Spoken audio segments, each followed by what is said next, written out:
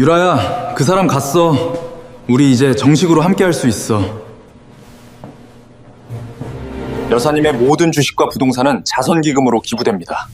남편 박진우 씨에게는 교회 아파트 한 채만 유산으로 남습니다. 병원의 응급실 문은 굳게 닫혀 있었고 붉은 수술 중 등불이 눈을 찔렀다. 박진우는 복도 긴 의자에 기대어 앉아 스마트폰 화면 위에서 손가락을 빠르게 움직였다. 이따금 고개를 들어 수술실 문을 힐끔 쳐다보았다. 의사가 무거운 표정으로 걸어 나와 강지연 씨의 사망을 알렸다. 진우는 그저 가볍게 한숨을 내쉴 뿐 그의 눈빛에서는 예상했던 슬픔 대신 알아차리기 힘든 안도감이 스쳐 지나갔다. 그는 전화를 걸었다. 목소리는 낮았지만 희미한 기쁨이 묻어 있었다. 유라야, 그 사람 갔어. 우리 이제 정식으로 함께할 수 있어. 강지연의 장례식은 일주일 후에 열렸다. 규모는 작았지만 장엄하고 숙연했다. 조문객들은 대부분 지연이 생전의 친구들과 사업 파트너들이었다. 진우는 유가족으로서 검은 양복을 입고 검은 완장을 찼으며 얼굴에는 적당한 슬픔을 띠고 있었다. 그는 조문객들을 맞이하고 위로를 받으며 한치의 오차도 없이 행동했다. 하지만 이 슬픔이 얼마나 위선적인지는 오직 그 자신만이 알고 있었다. 그의 마음은 이미 다른 종류의 환희로 가득 차 있었다. 장례식이 끝나고 조문객들이 흩어지자 진우와 몇몇 가까운 가족들만 남았다. 진우의 스마트폰 화면이 다시 밝아졌다. 최유라에게서 온 메시지였다. 다 끝났어. 괜찮아? 진우의 입꼬리가 알아차리지 못할 만큼 살짝 올라갔다. 응, 다 끝났어. 기다려. 라고 답장을 보냈다. 그는 고개를 들어 강지연의 영정 사진을 보았다. 사진 속 여인은 온화하게 미소 짓고 있었고 눈빛은 맑아서 마치 모든 것을 꿰뚫어 보는 듯했다. 진우는 까닭없이 가슴이 철렁 내려앉았지만 이내 자신의 의심을 비웃었다. 지연은 이미 죽었고 모든 것은 끝났다. 그와 지연은 결혼한 지 8년이 되었다. 8년 동안 그는 평범한 대학 졸업생에서 어엿한 중소기업의 사장으로 변신했다. 이 과정에는 지연 집안의 힘과 그의 개인적인 능력이 큰 역할을 했다. 강씨 집안은 이 지역의 재계 명문가였고 지연은 강씨 집안의 외동딸로 어릴 때부터 큰 기대를 받으며 자랐고 사업적 재능도 뛰어났다. 그녀는 가족 기업에서 한 몫을 해냈을 뿐만 아니라 자신의 자원과 인맥을 이용해 진우가 지금의 비상테크를 설립하는 데 도움을 주었다. 그러나 사업이 성공하면서 진우의 마음도 점점 부풀어 올랐다. 그는 지금의 성공이 전적으로 자신의 재능과 노력 덕분이라고 생각하기 시작했다. 지연은 그저 발판을 제공해준 도구, 언제든 버릴 수 있는 낡은 물건에 불과하다고 여겼다. 게다가 지연은 몇 년 동안 몸이 좋지 않아 늘 병상에 누워 있었고 이는 그를 몹시 지치게 했다. 그는 자유를 갈망했고 신선한 자극을 원했다. 그리고 최유라의 등장은 그의 모든 환상을 충족시켜 주었다. 최유라는 젊고 아름다웠으며 상냥하고 배려심이 깊었다. 게다가 진우를 숭배에 가까울 정도로 따랐다. 이는 진우의 허영심을 크게 만족시켰다. 지연이 투병하는 동안 진우와 유라의 관계는 급속도로 깊어졌다. 그는 밤늦게까지 집에 들어오지 않기 시작했고 지연의 병세가 위중할 때조차 건성으로 대했다. 지연은 무언가 눈치챈 듯 했지만 한 번도 그 사실을 들추지 않았다. 그저 묵묵히 모든 것을 감내하며 가끔 눈빛의 깊이를 알 수 없는 평온함을 드러내 진우를 불안하게 했다. 이제 그녀가 드디어 떠났다. 모든 것이 순리대로 풀릴 것이었다. 진우는 이제야말로 당당하게 최유라와 함께하며 그가 마땅히 누려야 할 행복과 부를 즐길 수 있을 것이라고 생각했다. 오빠, 힘들었지? 진우의 여동생 박진아가 다가와 물 한 잔을 건네며 걱정스럽게 그를 쳐다보았다. 진아는 진우의 유일한 혈육으로 항상 오빠의 말을 잘 따랐다. 그녀는 오빠와 새언니 사이의 문제를 알고 있었고 진우를 만류하기도 했지만 결국 오빠의 편에 서기로 했다. 괜찮아, 진아야. 진우는 물을 받아 한 모금 마셨다. 마음이 한결 가벼워지는 기분이었다. 그는 김 변호사가 지연의 유언장을 장례식 3일 후에 낭독할 것이라고 말했던 것을 떠올렸다. 그는 지연의 법적 남편으로서 지연의 유산 대부분을 순조롭게 상속받을 것이라고 믿었다. 도심에 위치한 수십억 원 가치의 빌라와 지연 명의의 회사 지분을 포함해서 말이다. 이 재산이라면 그와 최유라가 호화로운 삶을 살기에 충분했다. 장례식 다음 날, 진우는 서둘러 그와 지연이 함께 살던 집으로 돌아왔다. 호화로운 빌라는 텅 비어 있었고 곳곳에 지연의 생전 흔적이 남아 있었다. 거실에는 지연이 직접 고른 예술품들이 정갈하게 놓여 있었고 서재에는 그녀의 전문 서적들이 책장을 가득 채우고 있었다. 침실 옷장에는 그녀의 잠옷이 아직 걸려 있어 은은한 향기를 풍겼다. 진우는 이 장소들을 지나가며 마음의 한 점의 미련도 느끼지 못했다. 오직 벗어나고 싶은 조급함만이 가득했다. 그는 최유라에게 전화를 걸었다. 목소리에는 약간의 우쭐함이 섞여 있었다. 유라야, 이리 와. 보고 싶어. 최유라의 목소리에는 기쁨과 약간의 수줍음이 묻어 있었다. 정말? 오빠, 지금 바로 갈게. 전화를 끊고 진우는 유라와의 미래를 계획하기 시작했다. 그는 가능한 한 빨리 지연의 유품을 처리하고 빌라를 새로 인테리어해서 지연이 존재했던 흔적을 완전히 지워버릴 작정이었다. 심지어 유산을 받자마자 유라와 해외여행을 가서 신혼여행을 즐기고 새로운 삶을 시작할 계획까지 세워두었다. 최유라는 금방 도착했다. 그녀는 베이지색 원피스를 입고 정교한 화장을 했으며 긴 머리를 어깨에 늘어뜨려 유난히 청순하고 매력적으로 보였다. 그녀는 문에 들어서자마자 진우의 품에 안기며 울먹이는 목소리로 말했다. 오빠, 너무 보고 싶었어. 진우는 그녀를 꽉 껴안았다. 마음속으로 크나큰 만족감을 느꼈다. 이것이 바로 그가 원했던 것. 젊고 열정적이며 온전히 자신에게 의지하는 여자였다. 두 사람은 빌라 안에서 애정을 나누었다. 마치 이곳에 다른 여주인이 있었던 적이 없었던 것처럼. 최유라는 호기심 가득한 눈으로 주위를 둘러보았다. 그녀의 눈은 호화로운 삶에 대한 동경으로 반짝였다. 그녀는 이 빌라의 가치와 진우가 곧 상속받을 거액의 유산을 알고 있었다. 그녀는 진우의 곁에 부드럽게 기대며 속삭였다. 오빠, 이제 우리 계속 함께 있을 수 있겠다. 아무도 우리를 갈라놓을 수 없을 거야. 진우는 그녀의 머리를 쓰다듬으며 확신에 찬 목소리로 약속했다. 물론이지, 유라야. 내가 너에게 최고의 삶을 선물할게. 유언장 낭독만 끝나면 우리는 새로운 장을 시작할 수 있어. 그는 자신이 명실상부한 억만장자가 되면 최유라가 얼마나 행복해하고 고마워할지 상상하기 시작했다. 그는 이 숭배받는 느낌을 즐겼다. 그러나 두 사람이 달콤한 시간을 보내고 있을 때 진우의 스마트폰이 갑자기 울렸다. 김 변호사였다. 진우가 전화를 받자 김 변호사의 목소리는 다소 심각하게 들렸다. 박진우 씨. 내일 오전 10시에 제 사무실로 반드시 시간 맞춰 와주시기 바랍니다. 강지연 여사님의 유언장이 예정대로 낭독될 겁니다. 진우는 마음이 철렁했지만 이내 평정을 되찾았다. 그는 전화기에 대고 차분한 어조로 대답했다. 네, 김 변호사님. 내일 꼭 시간 맞춰 가겠습니다. 전화를 끊자 최유라가 걱정스럽게 물었다. 왜 그래? 오빠. 무슨 일 있어? 진우는 웃으며 아무렇지 않게 말했다. 아니야, 그냥 김 변호사가 내일 유언장 낭독하러 오라고 연락한 거야. 걱정 마, 모든 게 순조로울 테니. 그는 최유라의 손을 잡았다. 그의 눈빛은 자신감으로 가득 차 있었다.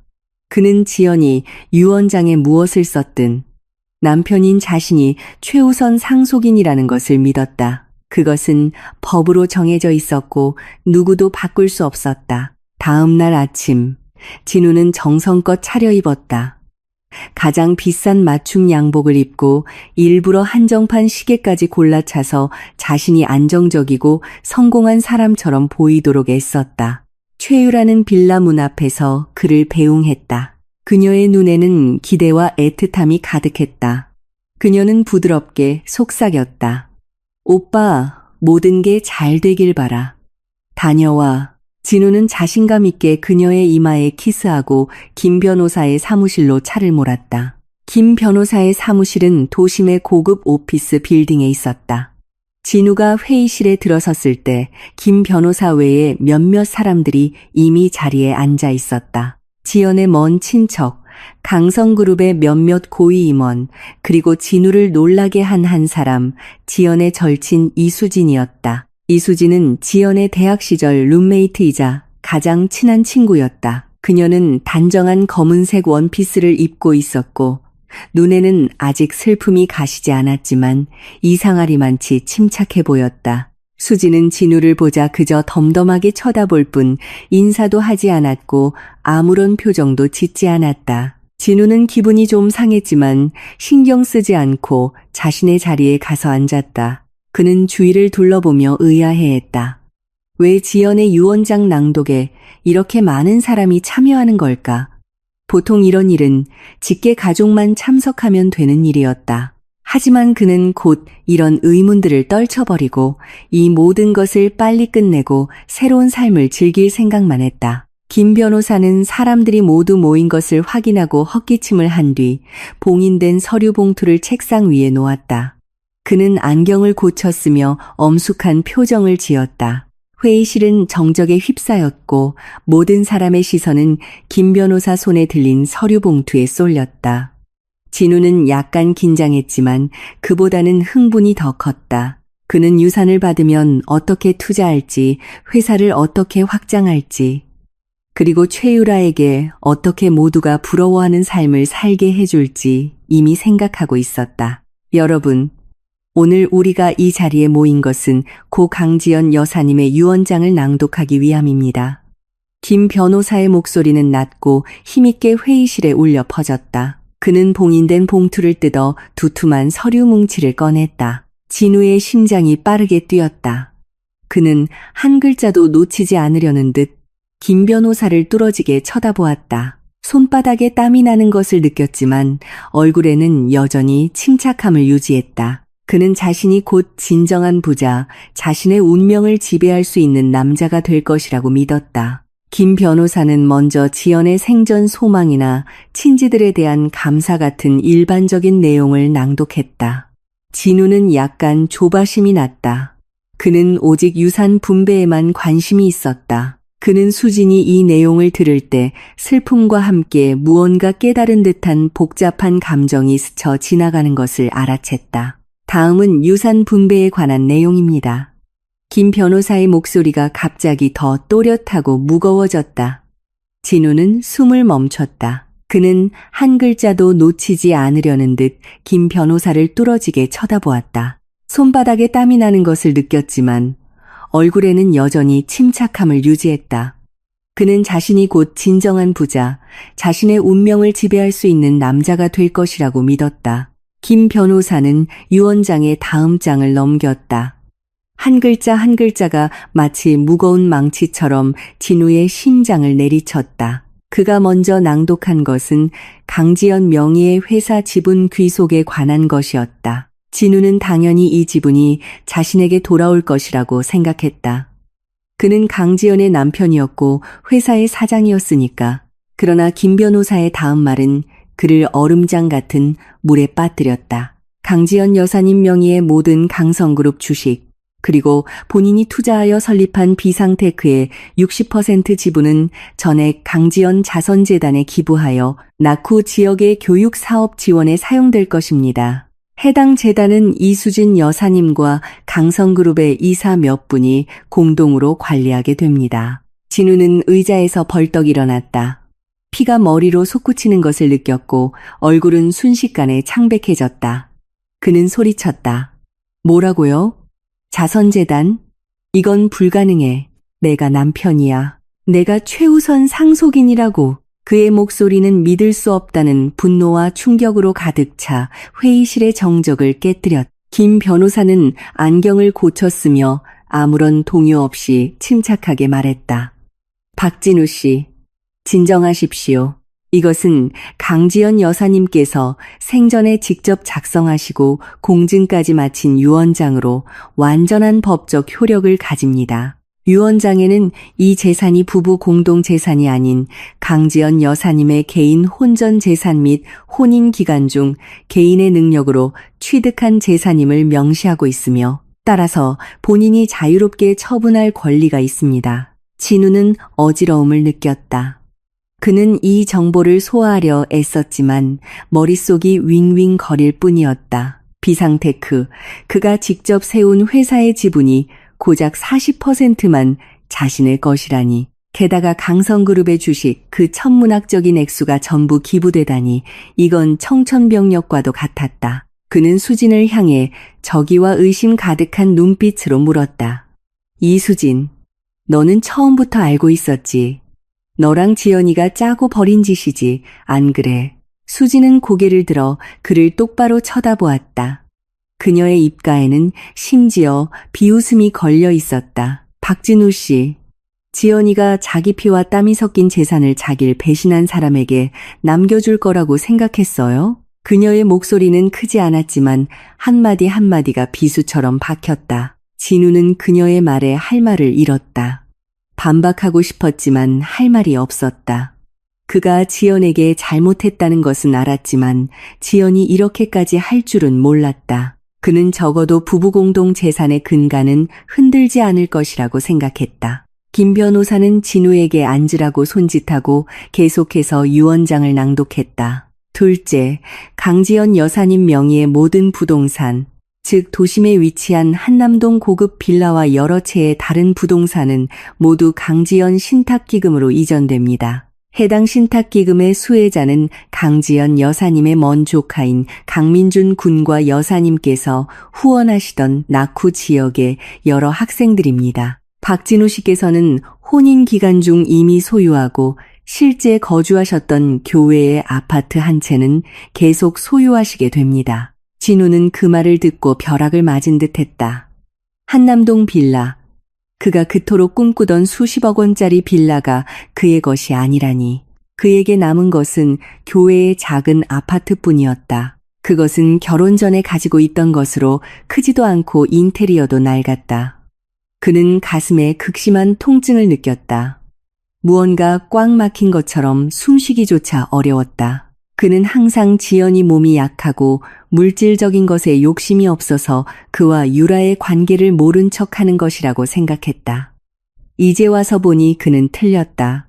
완전히 틀렸다. 이건 불가능해. 절대로 불가능해. 진우는 갑자기 책상을 내리쳤다.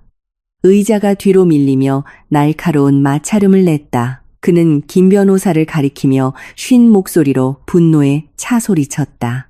김 변호사님, 당신 저들한테 매수된 거 아닙니까? 이 유언장은 가짜야. 지연이가 나한테 이럴 리 없어. 김 변호사의 얼굴이 굳어졌다. 그는 엄숙하게 말했다. 박진우 씨, 언행에 주의해 주십시오. 이 유언장은 강지연 여사님께서 정신이 온전하고 어떠한 외부 압력도 없는 상태에서 본인이 직접 서명하셨고 공증사무소에 죄청 공증을 거쳤습니다. 또한 여사님께서 투병 기간 중 여러 차례 저에게 유산 계획에 대해 자문하셨고 유언장 내용을 반복적으로 수정하고 확인하셨습니다. 모든 서류는 전문기관에서 필적 감정과 정신 감정을 받아 진위 여부를 확인했습니다. 유언장의 진위 여부에 이의가 있으시면 언제든 법원에 소송을 제기하실 수 있습니다. 김 변호사의 말은 찬물 한 바가지를 끼얹은 것처럼 진우를 머리부터 발끝까지 얼어붙게 했다. 그는 김 변호사의 전문성과 공정성을 알았고 지연의 치밀함도 알고 있었다. 그녀가 정말로 이렇게 준비했다면 틀림없이 완벽해서 어떤 허점도 없을 것이었다. 이수진이 다시 입을 열었다. 그녀의 목소리에는 슬픔과 연민이 섞여 있었다. 박진우 씨, 지연이는 당신과 최유라 씨의 일을 오래전부터 알고 있었어요. 그저 당신을 너무 사랑해서 그래서 계속 참았던 거예요. 당신이 당신의 회사를 계속 경영할 수 있도록 최소한의 체면은 남겨준 거예요. 하지만 자기 일생의 피와 땀을 불충하고 불의한 사람에게 넘겨주지는 않을 거예요. 그녀는 자신의 재산이 정말로 도움이 필요한 사람들에게 쓰이길 바랐어요. 진우는 수진의 말을 들으며 만감이 교차했다.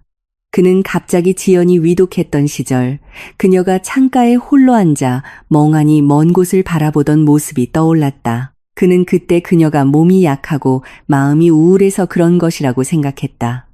이제 와서 보니 그녀는 아마도 조용히 이 모든 것을 준비하고 있었던 것이다. 그녀는 자신의 마지막 존엄을 지키려 했고 동시에 그에게 소리 없는 반격을 가하고 있었던 것이다. 그는 전례 없는 절망감을 느꼈다.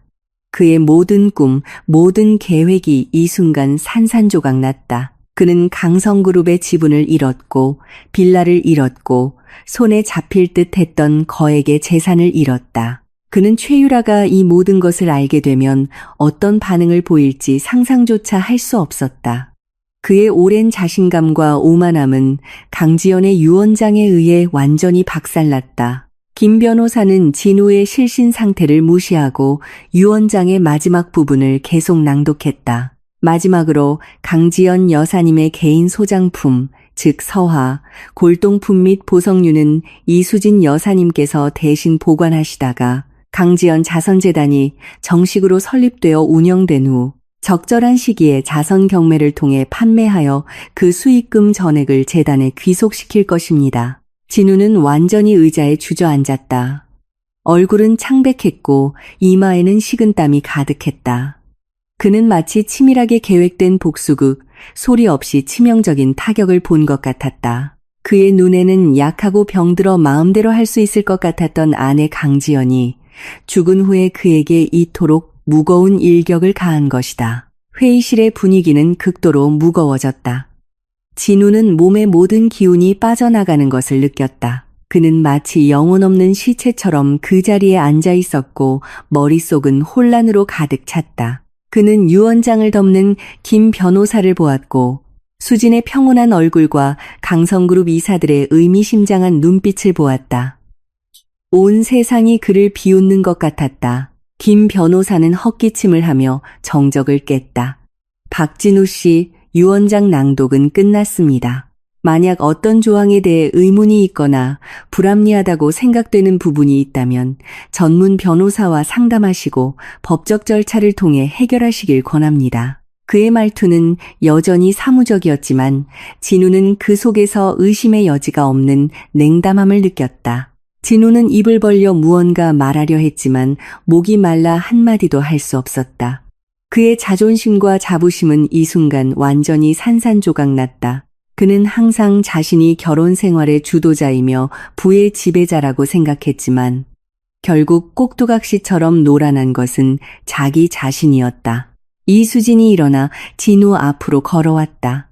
그녀의 눈빛은 복잡했다. 안타까움과 분노가 있었지만 결국 평온으로 돌아왔다. 박진우 씨, 지연이는 병상에서 가장 고통스러울 때도 당신을 생각했어요. 당신에게 비상테크의 40% 지분을 남겨줬어요.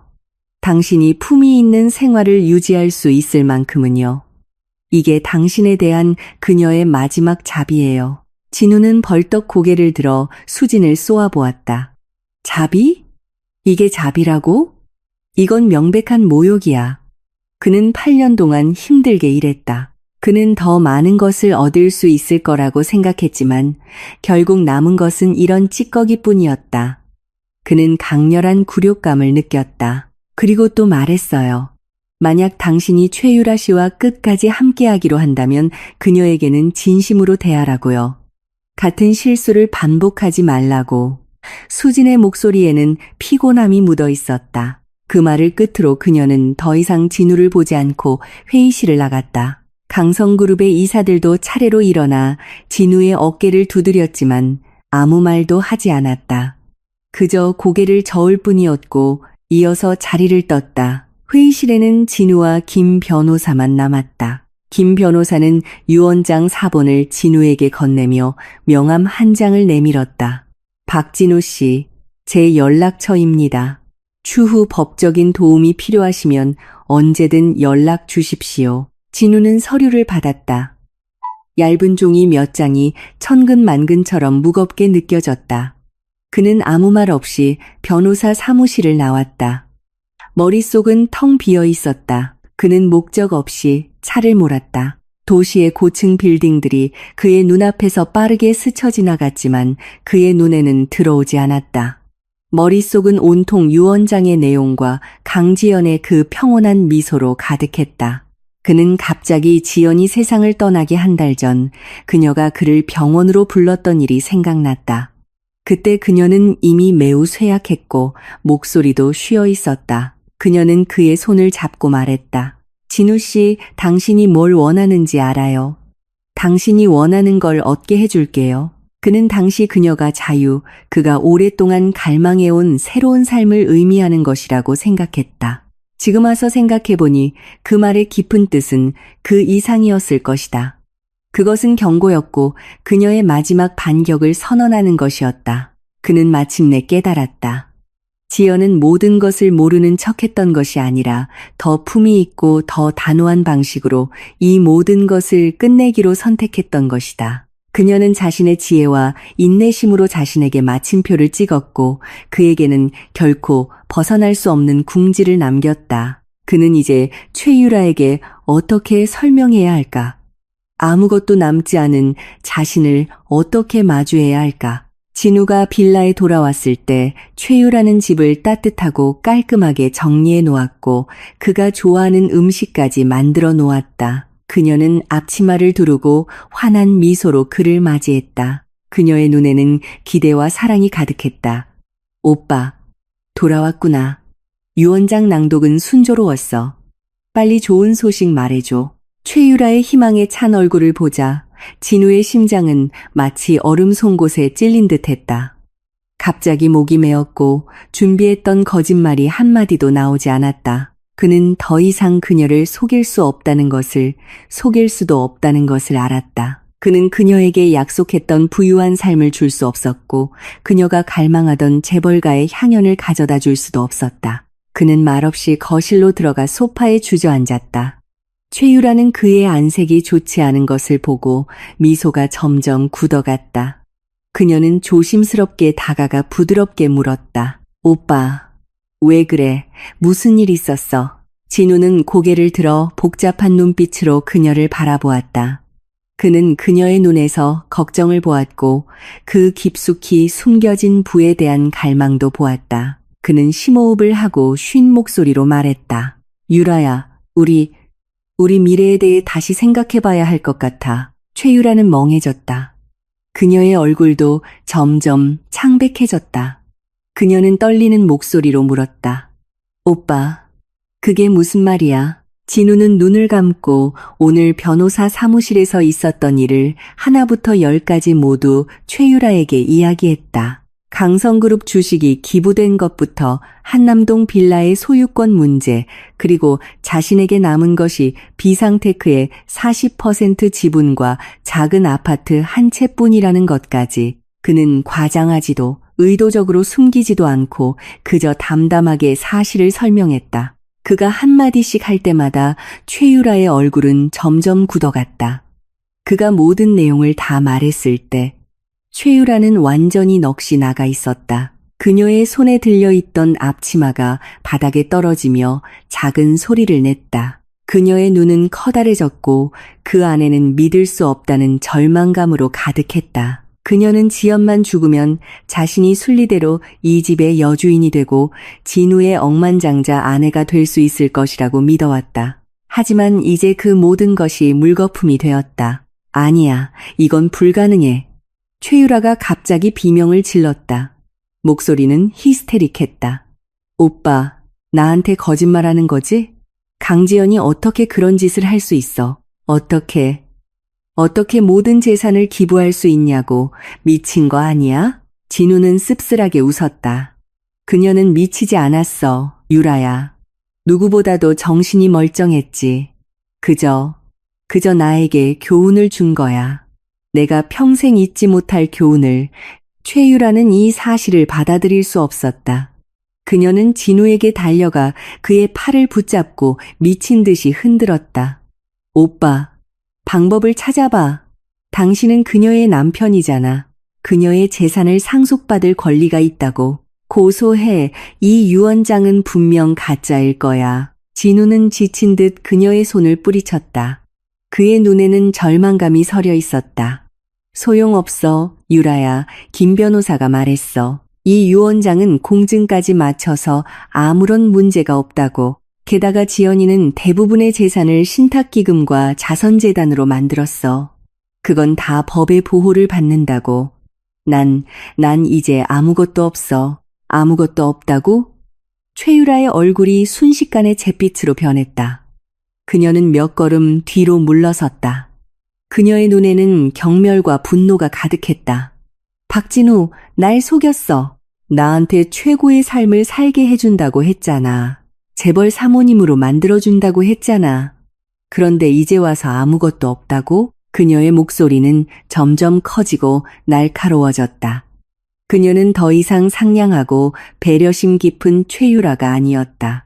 분노와 실망에 이성을 잃은 여자일 뿐이었다. 그녀는 진우를 마치 완전히 실패한 패배자처럼 쳐다보았다. 날 사랑한다고 하지 않았어? 영원히 함께할 거라고 하지 않았어? 그런데 이제 뭐야? 빌라 한 채도 못 주면서 나더러 그 낡아빠진 아파트에서 살라고? 최유라의 목소리는 거의 포효에 가까웠다. 그녀는 몸에 두르고 있던 앞치마를 벗어 바닥에 세게 내동댕이 쳤다. 진우는 그녀의 흉측한 얼굴을 보며 문득 낯설음을 느꼈다. 이 여자가 바로 자신이 지연을 버리면서까지 선택한 여자란 말인가? 이 여자가 자신에게 행복을 가져다 줄 것이라고 믿었던 여자란 말인가? 그는 갑자기 자신이 너무나 우습고 어리석다는 생각이 들었다. 유라야, 진우는 설명하고 싶었고 붙잡고 싶었지만 모든 말이 무력하게 느껴졌다. 그는 최유라가 사랑한 것이 그의 돈과 지위이지 그 자신이 아니라는 것을 알았다. 그리고 이제 그에게는 아무것도 없었다. 최유라는 더 이상 감정을 주체하지 못했다. 그녀는 빌라 안에서 닥치는 대로 물건을 부수기 시작했다. 그녀는 테이블 위에 꽃병을 바닥에 던져 깨뜨렸고 소파 위에 쿠션을 사방에 내던졌다. 그녀는 물건을 부수며 울었고 울면서 진우를 욕했다. 이 사기꾼, 내 모든 걸 망쳤어. 내 인생을 망쳤다고. 진우는 그 자리에 꼼짝도 않고 앉아 최유라가 난동을 부리는 것을 내버려 두었다. 그는 모든 것을 잃었다는 것을 알았다. 그는 지연을 잃었고 재산을 잃었고 심지어 한때 사랑이라고 믿었던 것마저 잃었다. 최유라의 비명소리가 빌라 안에 울려 퍼졌다. 끝없는 분노와 절망이 담겨 있었다. 그녀는 꽃병 몇 개를 깨뜨리고 벽에 걸린 장식 그림을 찢었다. 마치 진우에 대한 모든 원망을 쏟아내려는 듯했다. 진우는 그저 무감각하게 바라보았다. 마음속은 차갑게 식어 있었다. 그는 마침내 최유라의 진짜 모습을 보았고 자기 자신도 완전히 깨달았다. 그가 사랑이라고 생각했던 것은 돈과 이익 위에 세워진 거짓된 환상에 불과했다. 그만해. 진우가 갑자기 소리쳤다. 목소리에는 전례 없는 피로와 절망이 담겨 있었다. 최유라는 그의 갑작스러운 분노에 놀라 행동을 멈췄다. 그녀는 진우를 쳐다보았다. 눈에는 약간의 두려움이 서려 있었다. 언제까지 이럴 거야? 진우는 일어나 최유라 앞으로 다가갔다. 눈빛은 차가웠다. 말했잖아. 난 아무것도 없다고. 네가 받아들일 수 없다면 가도 좋아. 최유라의 몸이 떨렸다. 그녀는 갑자기 깨달았다. 진우는 정말로 아무것도 없었다. 그녀가 말하던 사랑도 의지할 기반을 완전히 잃었다. 그녀는 어지럽혀진 빌라를 보았고 진우의 그 피곤하고 낯선 얼굴을 보았다. 마음속에 전례 없는 공포가 밀려왔다. 그녀는 어릴 때부터 부유한 삶을 갈망했고 그것을 위해 수단과 방법을 가리지 않고 진우에게 접근했다. 이제 진우의 몰락은 그녀의 꿈이 깨졌다는 것을 의미했다. 진우 씨, 나한테 이럴 순 없어. 최유라의 목소리에는 울음이 섞여 있었고 말투는 부드러워졌다. 상황을 되돌리려 했지만 진우의 마음은 이미 완전히 돌아섰다. 그는 그녀를 보며 마치 그녀를 통해 과거의 자신, 욕망에 눈이 멀어 진심을 배신했던 자신을 보는 것 같았다. 내가 너한테 어떻게 했는데? 진우가 차갑게 웃었다. 나는 내 모든 진실을 너에게 말했어. 네가 사랑한 게 나라는 사람이라면 지금도 우린 함께 할 수 있어. 하지만 내가 사랑한 게 내 돈이라면 마음대로 해. 최유라의 얼굴이 붉어졌다, 하얘졌다 했다. 그녀는 반박할 수 없다는 것을 알았다. 그녀는 확실히 진우의 돈을 그가 가져다 줄 수 있는 화려한 삶을 사랑했다. 이제 그것들이 사라졌으니 그녀에게 남은 것은 무엇인가? 그녀는 갑자기 자신이 피해자인 것처럼 억울함을 느꼈다. 내가 모를 줄 알아? 당신이랑 강지연, 처음부터 다 계획했던 거지. 최유라가 갑자기 진우를 가리키며 히스테릭하게 소리쳤다. 둘이 짜고 날 속였어. 날 망신 주려고. 강지연 그 여자, 정말 음흉해. 진우의 눈빛이 얼음처럼 차가워졌다. 그는 최유라가 지연을 모욕하는 것을 참을 수 없었다. 지연이 그에게 무슨 짓을 했든 그녀는 그의 명의상 아내였고 한때 그를 진심으로 사랑했던 사람이었다. 하지만 최유라는 그저 그의 일시적인 탐욕의 산물일 뿐이었다. 그만해. 진우가 다시 소리쳤다. 네가 그 사람을 평가할 자격 없어. 가. 우리 사이는 여기까지야. 최유라는 진우의 눈에서 단호함을 보고 모든 것을 되돌릴 수 없다는 것을 마침내 깨달았다. 그녀는 울면서 빌라를 뛰쳐나갔다. 뒤도 돌아보지 않았다. 진우는 그녀가 황급히 떠나는 뒷모습을 보며 마음속에 한 점의 해방감도 느끼지 못했다. 오직 끝없는 공허함과 후회만이 남았다. 그는 바닥에 주저앉아 엉망이 된 거실을 보았다. 마치 자신의 부서진 인생을 보는 것 같았다. 그는 지연과 결혼했던 8년 동안의 일들이 떠올랐다. 지연이 얼마나 따뜻하게 그를 돌보았는지, 얼마나 헌신적으로 그를 지지했는지. 그녀는 그에게 회사를 경영하는 법, 비즈니스 세계의 속임수에 대처하는 법을 가르쳐 주었다. 그가 가장 힘들었을 때도 그를 포기하지 않았다. 하지만 그는 배신과 상처로 보답했다. 그는 스마트폰을 들어 이수진에게 전화를 걸었다. 전화기 너머 수진의 목소리는 여전히 침착했다. 무슨 일이죠? 수진 씨, 지연이 정말 모든 걸 알고 있었나요? 진우의 목소리는 떨리고 있었다. 수진은 잠시 침묵하다가 말했다. 네, 알고 있었어요. 와. 당신과 최유라 씨의 일도 당신의 마음도 알고 있었어요. 그저 말하지 않았을 뿐이에요. 당신에게 마지막 체면을 남겨주기 위해서. 그럼 왜 나한테 말하지 않았죠? 진우의 목소리에는 고통이 묻어 있었다. 말해봤자 무슨 소용이 있었을까요? 수진이 반문했다. 당신이 돌아섰을 거라고 생각하세요? 그녀는 단지 자신의 결혼 생활이 서로의 얼굴을 붉히는 막장 드라마가 되는 걸 원치 않았을 뿐이에요. 떠날 때도 자신의 존엄을 지키고 싶어 했어요. 그리고 당신이 모든 것을 잃은 후에야 비로소 자기 자신을 제대로 보게 되길 바랐던 거고요. 진우는 전화를 끊고 가슴이 찢어지는 듯한 고통을 느꼈다. 그는 마침내 깨달았다. 지연의 침묵은 무지가 아니라 더 깊은 지혜와 단호함이 숨겨져 있었던 것이다. 그녀는 히스테릭한 싸움도 물귀신 같은 복수도 선택하지 않았다. 대신 소리 없이 한치의 오차도 없는 방식으로 자신과 자신의 재산에 완벽한 마침표를 찍었다. 그녀는 유언장으로 그에게 가장 무겁고 철저한 벌을 내렸다. 그는 병상에 누워 평온한 눈빛으로 그를 바라보며 진우 씨, 행복해요 라고 묻던 지연이 떠올랐다. 당시 그는 건성으로 물론 행복하지 라고 대답했다. 이제 와서 생각해보니 그것은 아마도 그에 대한 마지막 시험이자 마지막 작별 인사였을 것이다. 하지만 그는 어리석게도 그 기회를 놓쳤다. 그 후 며칠 동안 진우의 삶은 완전히 혼란에 빠졌다.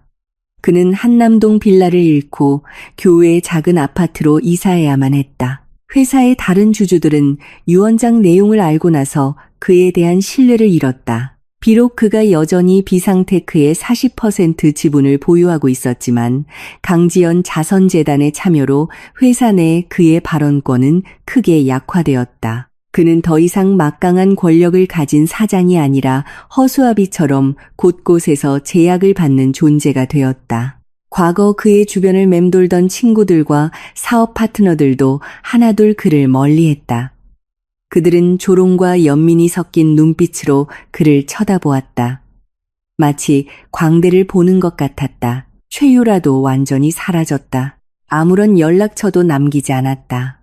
진우는 몇 번 연락을 시도했지만 그녀의 휴대폰 번호는 이미 없는 번호였고 메신저에서도 그를 차단했다. 그는 그녀가 그저 독립적인 여성이 아니라 그가 더 이상 쫓을 가치가 없는 사람이 되었기 때문이라는 것을 알았다. 진우는 전례 없는 고독과 절망을 느꼈다. 그는 부를 잃었고, 지위를 잃었고, 사랑을 잃었고, 심지어 한때 자랑스러워했던 자존심마저 잃었다. 그는 매일 술과 후회 속에서 살았고, 초췌해졌다. 그는 불면증에 시달렸고, 악몽을 꾸기 시작했다. 꿈속에서는 항상 지연의 그 평온하고 깊은 눈빛과 유 원장의 그 차갑고 무정한 조항들이 나타났다. 어느 날 그는 우연히 인터넷에서 강지연 자선재단에 대한 뉴스를 보았다. 재단은 이미 정식으로 설립되어 운영을 시작했고 이수진이 재단 이사장으로서 여러 공익 사업을 적극적으로 추진하고 있었다. 뉴스에서는 가난한 지역의 아이들이 후원을 받고 천진난만한 미소를 짓는 모습이 방송되었다. 진우는 이 화면들을 보며 만감이 교차했다.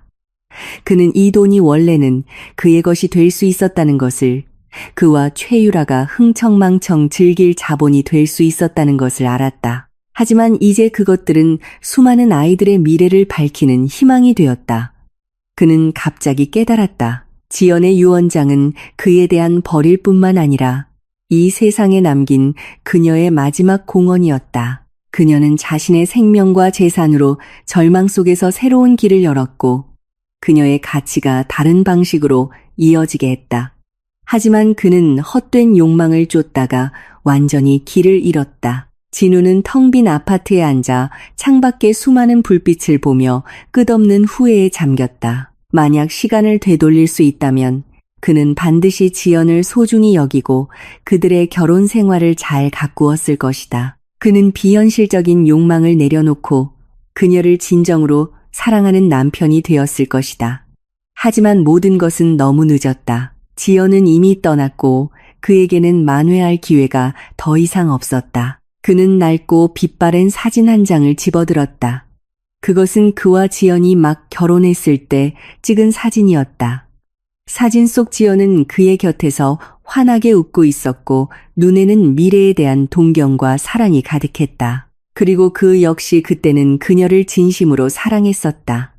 다만 나중에 돈과 허영심에 부식되어 점차 방향을 잃었을 뿐이다. 시간이 흐르면서 진우의 좌절은 오래가지 않았다. 그는 깨달았다. 만약 계속 이렇게 무너져 내리면 정말로 모든 것을 잃게 될 것이라고. 지연은 그의 재산 대부분을 빼앗았지만 비상테크의 40% 지분과 다시 시작할 수 있는 기회는 남겨주었다. 그는 지연의 마지막 자비마저 헛되게 할 수 없었다. 그는 억지로 자신을 추스르기 시작했다. 그는 술을 끊고 생각을 다시 정리했다. 그는 회사의 업무에 진지하게 임하기 시작했다. 비록 지금 그의 권한은 제한되었지만 그는 여전히 열심히 일하며 자신의 가치를 증명하려 애썼다. 그는 더 이상 허영을 재지 않았고 자신의 것이 아닌 것을 꿈꾸지 않았다. 대신 현실에 발을 딛고 한 걸음 한 걸음 노력했다. 회사에서 그는 유난히 겸손하고 조용하게 행동했다. 그는 다른 주주들에게 먼저 다가가 조언을 구했고 그들의 의견을 겸허히 들었다. 그는 더 많은 에너지를 기술 개발과 시장 개척에 쏟아부으며 비상테크를 위기에서 벗어나게 하려고 노력했다. 그는 이것이 단지 자신을 위한 것이 아니라 지연이 한때 쏟았던 피와 땀을 위한 것이기도 하다는 것을 알았다.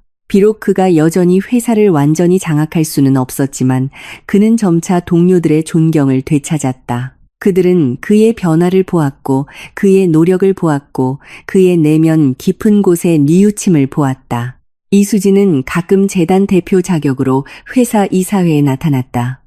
그녀는 진우를 볼 때마다 복잡한 눈빛을 보였지만 이전의 냉담함과 조롱은 더 이상 없었다. 그녀는 그저 조용히 그를 관찰했다. 그의 모든 변화를 지켜보았다. 진우는 자신이 결코 과거로 돌아갈 수 없으며 지연에게 입힌 상처를 결코 메울 수 없다는 것을 알았다. 하지만 그는 자신의 미래를 바꿀 수 있었고 실제 행동으로 자신의 뉘우침을 증명할 수 있었다. 그는 정기적으로 강지연 자선재단에 기부하기 시작했다. 액수는 크지 않았지만 그가 할 수 있는 최선이었다. 그는 이런 방식을 통해 간접적으로나마 지연의 뜻을 잇고 자신의 과거 잘못을 속죄하고 싶었다. 햇살이 밝은 어느 오후, 진우는 다시 지연의 묘를 찾았다. 묘비 속 지연의 미소는 여전했고 눈빛은 평온하고 깊었다. 진우는 묘비 앞에 흰색 데이지 한 다발을 놓았다. 지연이 생전에 가장 좋아했던 꽃이었다. 그는 묘비 옆에 앉아 조용히 자신의 최근 생활을 이야기했다. 그의 변화를 이야기했고 그녀에 대한 그리움과 미안함을 이야기했다. 지연아, 내가 틀렸어. 정말로 내가 틀렸어. 진우의 목소리는 낮고 쉬어 있었고 눈에는 눈물이 가득했다. 당신은 당신의 방식으로 나에게 가장 깊은 교훈을 줬어. 고마워. 그리고 미안해. 그는 지연이 영원히 대답하지 않을 것이라는 것을 알았다.